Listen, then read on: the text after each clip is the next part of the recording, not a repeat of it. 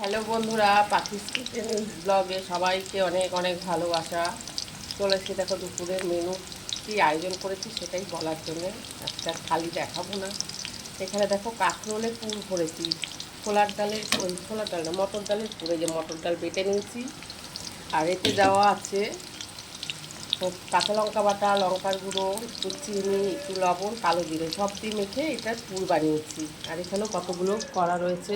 এই যে এইগুলো ভেজে লাল লাল করে ভেজে সর্ষে দিয়ে করব ঝাল, খেতে কিন্তু ভীষণ ভালো হয়। আর এখানে করেছি কলমি শাক ভাজা, আর হচ্ছে গিয়ে মটর ডাল উচ্ছে দিয়ে, আর হচ্ছে বিলেতি আমড়ার চাটনি। এখনো ভাত হয়নি, ভাত হবে। তো এরকম পুর দিয়ে কে কে ডালের পুর দিয়ে কাঁকরোল খেয়েছো আমাকে অবশ্যই বলো। আমি কিন্তু ফার্স্ট টাইম যদিও করছি। অনেকে মসুর ডাল দিয়ে করতে পারে, ছোলার ডাল দিয়ে করা যায়। এরপরে এটাকে গ্রেভি বানানোর জন্যে পেঁয়াজ রসুন দিয়েও করা যায় কারি, ওটাও খেতে টেস্ট হয়। কিন্তু আমি সর্ষে দিয়ে ঝাল খাবো।